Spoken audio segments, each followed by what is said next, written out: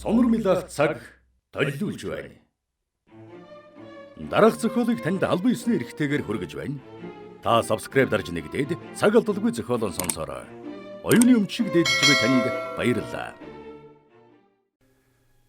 Зохиолч Дарьсүрэн онцгой эрх 63 дугаар хэсэг. Дэд хурамдагийн ярианаас лавлаж асуусан генералуудын дотроос Комацубара түүний хил амыг суулчих шахлаа. Чиуса манай армийг Монголын хилийн дотор байрлуулахад ашигтай газар олон бий гэж байна. Тухайлбал ямар өндөрлөгийг ашиглавал цэрэг зэвсгийг шилжүүлэхэд ашигтай байна. Бэд газрын зурагт орсон чухал өндөрлөгийн нэрийг тодруулах боломжоор том баг байсан. Тиймээс чухал өндөрлөгүүдийг тавуулсан нэрээр нэрлэсэн. Жишээ нь Фуй гэж энэ өндөрлөгийг нэрлэсэн. Гэд газрын зураг зангуут яриагаан үргэлжлүүлэн энэ өндөрлөгөөс баруун тийш хайлаастын солгой талд байгаа энэ өндөрлөг хүртэл асар уужим хонгор газар бий. Түүнийг ашиглавал танк, хуйгт машин, ер нь цэргийн тээврийг нууцлсан харилцах сууг болгож болно. Өөрөөр хэлбэл Фуй өндөрлөгөөс бидний урьдчилан товлож нэрлсэн Такасай хүртэл энэ хонгорыг танк, хуйгт машин явахад зориулсан газар дор байрлуулсан цооног нүг шиг ашиглаж болно. Гэхдээ Комацубарагийн дэргэд сууж байсан 23 дугаар дивизийн штабын дарга таны ярьснаар бол бид Фуй өндөрлөгийг ашиглаж ард талаан бэхжүүлэх зорилгоор газар дор тусгай байгууламж байгуулж болох юм гэж ойлгож болох юм шиг дээ гэж асуулаа. Та миний яриаг маш зөв ойлгосон байна. Бид Фуй өндөрлөгт инженерийн томоохон байгууламж байгуулж газар дор хүнс болон зэвсгийн агуулах цэвэр усны нөөц, эмнэлэг, автомордын байр байгуулах боломжтой юм. Гэхдээ дарга нар дэд хурандагаас асуух зүйлэн мухарлав. Цуглааны эцэст уяда суудласан босоод өнөөдөр зөвхөн халах голын газар нутгийн байр зүйн тодруулалтын ажлын үр дүнг ярилцж байгаа юм. Саяын баримтан дээр түшиглэж халах голд хийх ажиллагааны ерөнхий төлөвлөгөөнд тусгах саналыг боловсруулад 3 хоногийн дараа надад бичгээр өгөх хэрэгтэй. Харин одоо та бүхний санарт аятай мэдээ дуулгая. Тозия саны ачлалт охин цагаан сар тэмдэглэж байгаа тул та бүхнийг урьжээ. Иймээс маргааш Тозия санынд очих нь байна. Гэд өөрийнхөө дэргэд сууж байгаа жанжин штабын төлөөлөгчөөс танд хэлэх юм би юу гэж асуулаа. Цуглааны дараа Дойхара Комацубара Тозия 3-ыг үлдээчих. Гэхэд Уайда 3 генералыг үлдэхийг дуулахтал цугласан хүмүүс Уайдагийн өрөөнөөс гарлаа. Гэтэл жанжин штабын төлөөлөгч халах голын ажиллагаанд Комацубарагийн дивизийг бэлтгэх санал оруулсан. Чиужиогийн дивиз байлдааны бэлтгэл сайтай байгаа гэж үзэж байна. Тиймээс Чиужи Комацубара сан цэргийн зэвсэг хүчний талаар нарийн судалгаа гаргаж цэргийн яамд тавих саналаа бэлдэх хэрэгтэй. Байлдааны төлөвлөгөөнд тусгасан ёсоор 5 дугаар армийн техникийн ангиудыг оролцуулна гэдгийг бодох хэрэгтэй. Тиймээс газрын зургийн байр зүйн тодруулалтанд түшиглэж хийсэн загвар Товаймал макет дээр байлдааны ангиудыг тун сайн сургуулилах нь чухал шүү. Нөгөө нэг асуудал бол Монголын гүнд ажиллах ёстой тусгай даалгавартай хүмүүсийг сайн бэлтгэхэд удирдлага танилцуулах. Тэдний гүйцэтгэх үүргийн талаар Тозия сан илтгэл бэлдэх шаардлагатай гэж үзэж байна. Эцэст нь хэлэхэд халах гол руу чиглэсэн ажиллагааг маш сайн нууцлах ёстой учраас хайлаар Ганжуур болон хан ширээгийн төмөр замыг шинээр тавих ажлыг цэрэг байлдааны зориулалттай гэдгийг нууцлж бараг болон гадаадын сонин сурвалжлагч нарт аятайхан сэтгэл төрүүлэх ажиллагаа зохион байгуулах нь чухал юм шүү. Үүнийг Тозия сан удирдах нь зохимжтой гэж үзэж байна. Бидний үзэж байгаагаар бол төмөр замыг Монголын хил рүү ойртуулж тавих гэж байгаа явдлыг зөвхөн орон нутгийн ард түмний амьдралын шаардлага хэрэгцээнээс үүссэн гэдэг сэтгэлийг бүх хүн төрүүлэх ёстой. Ингэж чадвал бид Монголын тагнуулаас болон улаан армийн удирдлагаас халах гол руу чиглүүлсэн ажиллагааг бүрэн нууцлж чадна. Тиймээс Тозия саны саналыг ойрын үед штабын удирдлага бүрэлдэхүүнээр сонсож зохих зөвлөгөө өгөх нь зүйтэй гэж үзэж байна. Гэлээ. Жанжин штабын төлөөлөгчийн дараагаар Тозия сайд нарын зөвлөл Кобуку Косу гэдэг төмөр замын нийгэмлэг байгуулах шийдвэрийг зарчмын хувьд зөвшөөрсөн боловч албан ёсны болгоогүй байна. Иймээс жанжин штаб энэ нийгэмлэгийг ажилдан орох асуудлыг төрөглүүлвэл миний асарсан охин тэр нийгэмлэгт хувь нийлүүлж хоршихоор шийдсэн. Юукийг тэр нийгэмлэгэн хувь нийлүүлсэн гишүүн болгоул хайлаараас ганжуур хан ширээгээс жанжин сүм хүртэл тавих төмөр замыг иргэний зориулалттай гэдгийг нутгийнхан болон гадаадынханд итгүүлж чадах ажиллагааг бүрэн зохион байгуулж болно. Ер нь эрхэм дээдэс маргааш юукэтэй уулзахтан халах гол буурлуу чиглэсэн төмөр замыг Японы хайран биш Монголын үндэсний үзэлтэй сэхэтэн язгууртны гараар байгуулах ёстой гэдгийг ойлгуулж дэмжихийн зэрэгцээ. Богдын алтыг хэрэглэх нь манай армийн ажиллагаанд дэмжлэг болно гэсэн сэтгэл төрүүлэх болов уу гэж бодож байна. Гэж санал гаргалаа. Зочдын өрөөний ханын дагуу П маягийн хэлбэртэй зассан ширээн дээр уул бов твхийтэл өрсөн 15 гэдэм чихэр жимс засаад хэд хэдэн ууц тавьсны зэрэгцээ далайн ногоо хүйтэн зууч тэргүүтнийг алаглуулан засжээ. Тавг дүүрэн овоолсон бууз барьсан үйлчлэгч нар Гавантуны армийн дарга нарт тавглаж архинд халсан хүмүүс бууд сонирхон. Ширээний голд Уэда, Дойхара, Комацубара нар тэргүүлж Сафранов, Симото, Тагава, Ойдов, Йосикова нар зэрэгцэн суусан байлаа. Дэнхэр толгойдон зохиогүй дэлдэнчихтэй өнжүү хамартай Дойхара бусдаас чанга тас хөхөрч Хато Комацубара хоёртой ярилцаж Голланд жин балгах хагаад Симото Сафранов хоёр амжилан шивнэлдэн.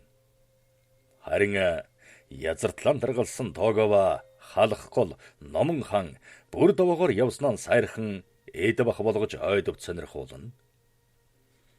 Үд хүргэж эхэлсэн найрын ханд Синзин хотын захиргааны дэргэд байгуулсан Гойка Вакай буюу үнэн итгэлтний нийгэмлэг гэж алдарсан байгуулгын харьяаны зоогийн газраас ирүүлсэн дуучин бүжигчин нар эксийг зугаацуулан дуулж бүжиглэн. Зочдын ширээний ард биеийн хөштөл суусан зарим хүмүүс ширээний араас босож ханын дагуух зөөлөн түчлэгтэй диван дээр сууж өмнөх явган ширээн дээр тавьсан архи дарснаас болор хундаганд хийж бие биенийхэн эрүүл мэндийн төлөө хундаг өргөн.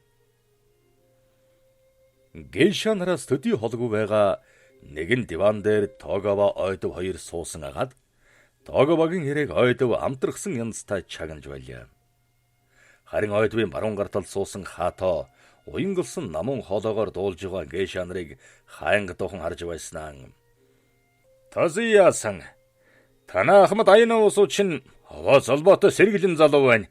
Хянгнаас ирсэн хоригдлуудын дотроос өнөө хар чанын сургийг гаргасан байлээ гэж бахархсан янзтай хэлв. Түүнийг чинь Итагаки Тозио Дойхара гурав хөөцөлдөд байсан ор сурггүй алдчихсан юм. Их ухаалаг залуу гэсэн шүү. Гэхэд Хато харчин чинь Жанзолингийн баруун гар гэж нэг хэсэгтээ мандж яваа биз дээ. Гэхэд Тозио эрт өнгөрсөн нэгэн явдлыг санджээ. Харчин гэж алдарсан тэр төмөд залууг хунхууз ашигладаг байжээ. Ялангуяа манжуур өртөнөөс Харбин руу чиглэсэн дорнд хятадын төмөр замаар явж байгаа галтрыг төдийгүй Харбинд байгаа Оросын худалдаачдын үйл тамыг бардаг байжээ. Хатосан тэр харчан гэдэгтээ нүүр учирч явсан уу?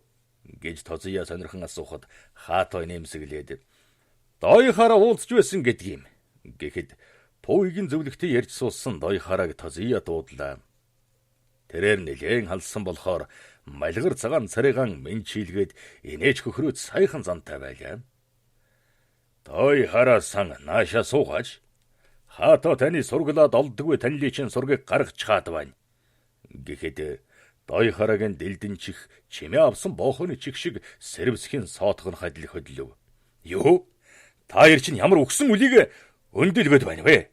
Гэж асуугаад согтун өдөр хоёр генералыг ээлжлэн ширтэн.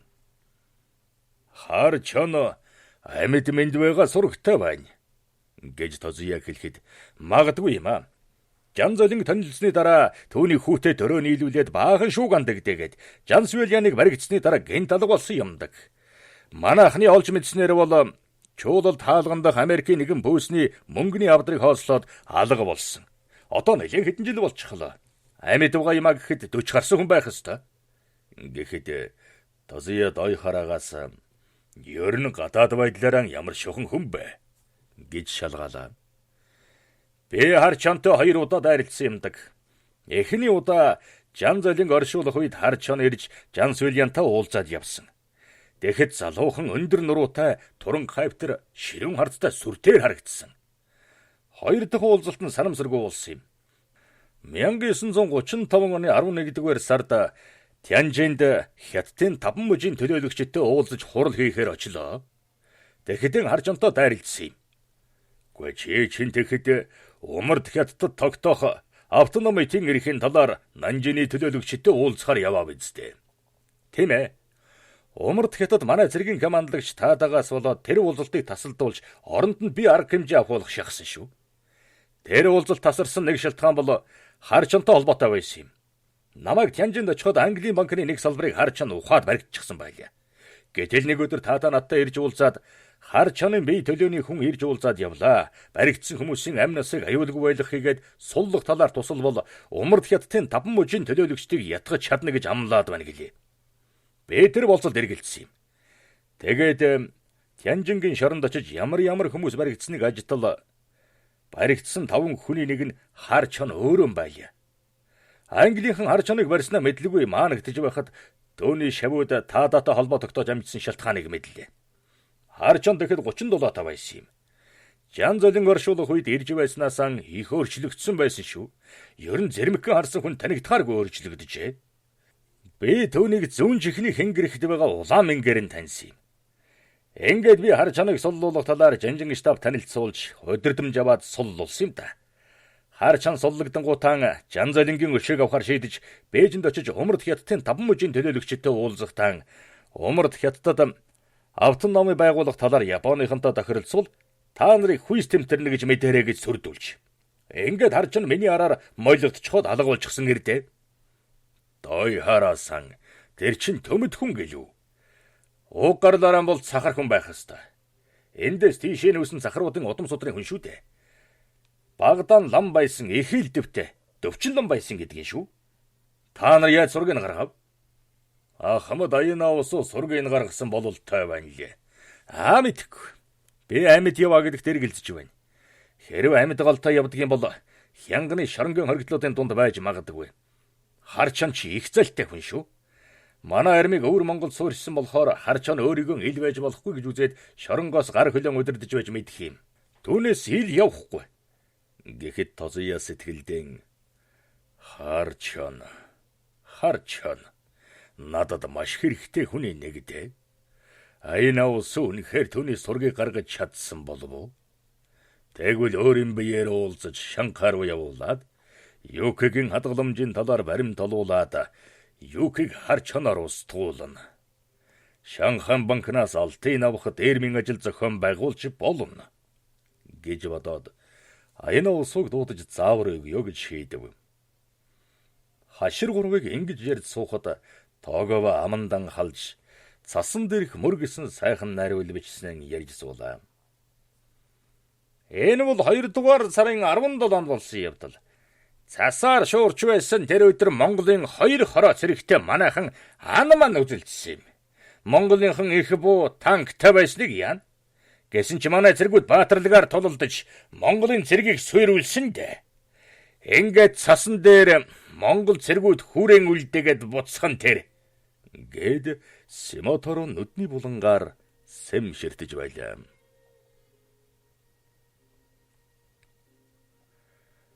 Тогова Симотог Синзин рүү явсан хойгуур Номон хаан бүр довоо руу очжээ. Тэгээд Симотогийн удирдсан ажиллагаа бүтэлгүй болсныг дуулаад хэсэг бодлогоширчээ. Тэрээр болсон явдлыг үннээр нь бичиж болохгүй гэдгийг хасан нурын туршилгаас ойлгосон. Тэгэхээр армийн алдар нэртэй холбогдсон зүйлийг зөвтгсөн, ялж дийлсэн байдлаар бичихэд яаж худлаа хэлсэн байлаа гэхэд хариуцлага хүлээхгүй гэдгийг ойлгоно.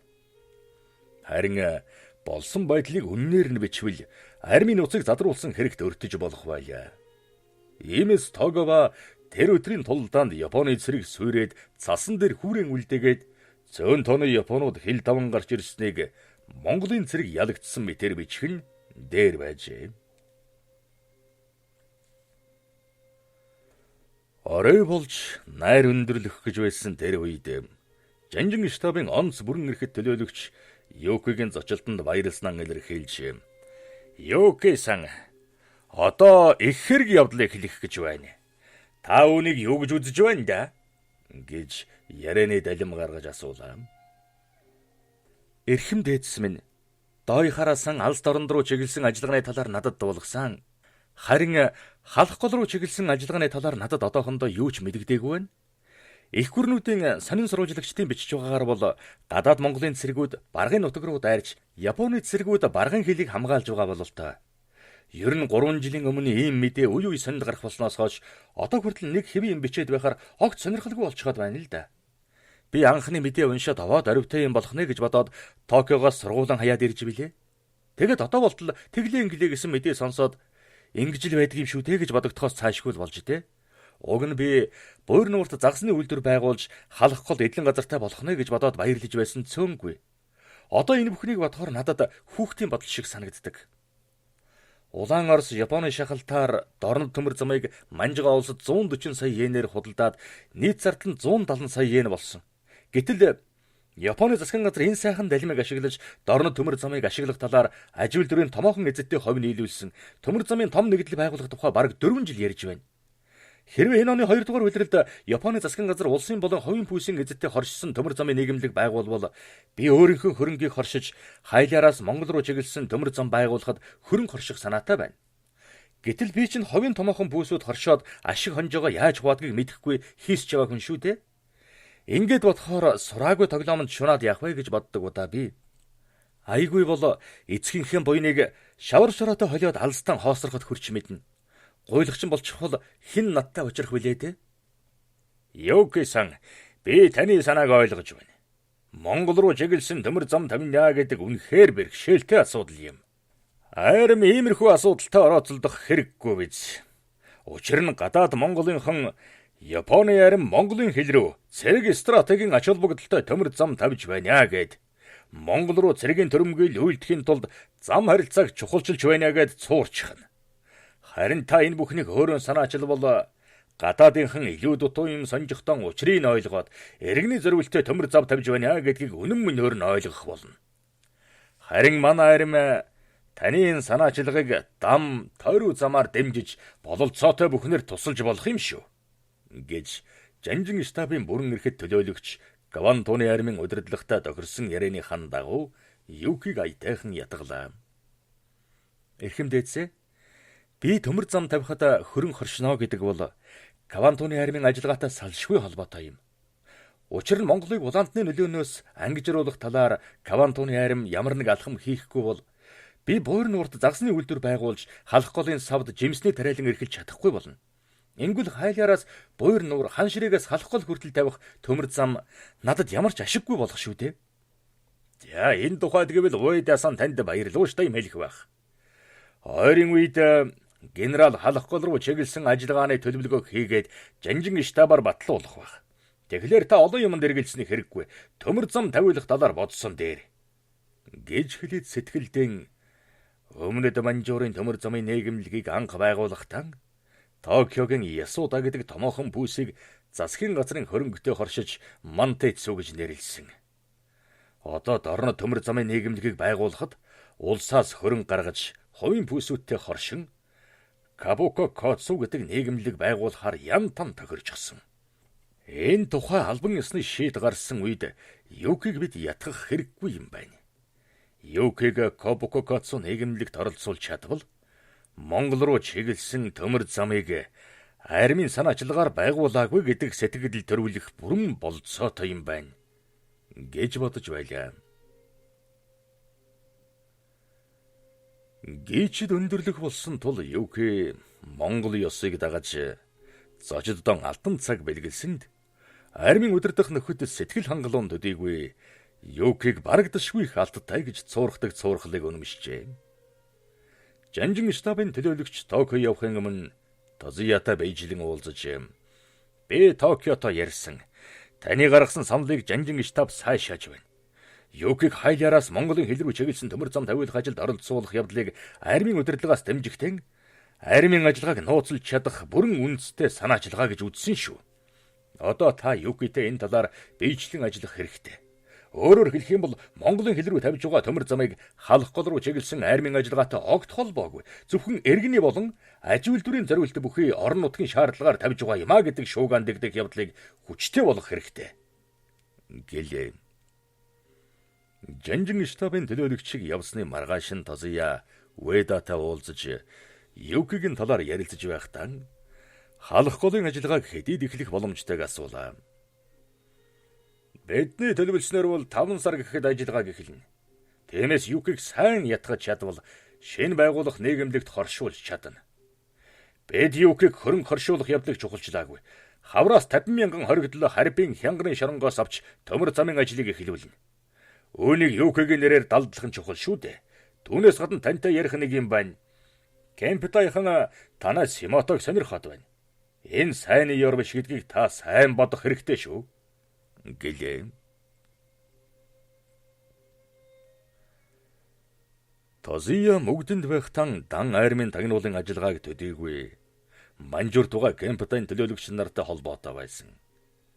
Гэтэл сэнзэн шилжиж ирснээр Кемпитайхантай ажиллах ажиллагаа аажимдаа хөндөрч холдсон нь Кемпитайн зарим хүмүүс армийн тагнуулын зарим дарга нартай нийлж Симотог гадуурхан хавчдаг болсныг мэдсэн Тозия Уэдатай ярилцаж тохирсны дагуу түүнийг Дойхарагийн армийн тагнуулын газар дэвшүүлэн орлогч болгов.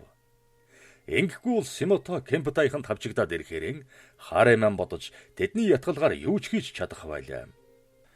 Харин Дойхаратай Кемпитайн төлөөлөгч нар холбоотой төдийгүй ихэнх нь түүний шав болохоор Дойхарагаас эмээгээд Симотогоор оролдохгүй гэдг нь илэрхий. Оролдсон ч гэсэн Дойхара Тозияг хамгаалж Симотог өмөрхөн зайлшгүй ажээ. Үүнийг 5 хуруушиг мэдж байсан Уэда Тозияд сануулсан агаад түүний саналыг дэмжиж Симотог Дойхараг нь шилжүүлэх аж. Тэгээд нэг өдөр Симотог Тозия дуудаж уулзаад "Би чамайг өөр ажил томилохоор санал оруулсныг Уэда зөвшөөрсөн. Чи 5 дугаар армийн тагнуулын газрын орлогчоор дэвшиж ажиллана. Дойхарагийн зарим дивизүүд халах голын ажиллагаанд оролцох тул тентхийн газар нутгийг сайн мэддэг хүн хэрэгтэй байгаа. Нөгөө талаараа чамд нэг зүйлийг давхар хариуцуулна. Дойхарагийн ажиллагаа Оросын цагаачтын товчоотой салшгүй холбоотой. Тиймээс Сафрановыг нарийн ажиглах хэрэгтэй. Ер нь Сувдагийн талаар миний санаанд ороогүй шинэ баримт гарч магадгүй байгаа шүү. Мечановын үгсэн явдал хасуу тойшигэн оргосон хэрэг тун ээдрээтэй байна. Чи хэрэг хожтыг яаж мухар толгойтон далдлаа? Түүнийг Сафранов хасуу тойшид шилжүүлсэн тэр өдөр нэг үл таних хүн ирж хасуу тойшид Сафранов хоёрын аль алинтай нь уулзсан одоо мэдэгдэж байна. Сафранов ханчун голын ойролцоох суурьнд хориглож байхад тэр хүл мэдэгдэх хүн дахин үзэгдсэнийг Мечанов мэдсэн байна. Харин Мечанов Юкигээс айгаад энэ бүхнийг хэлж чадлаггүй зөвхөн нэг найздан хэлсэн төдийгөр өнгөрснийг Сафранов мэдээд түүнийг машины осолд орох нөхцөлийг бүрдүүлсэн байна. Одоо бүгдийг нэгтгэхэд дүгнээд үз.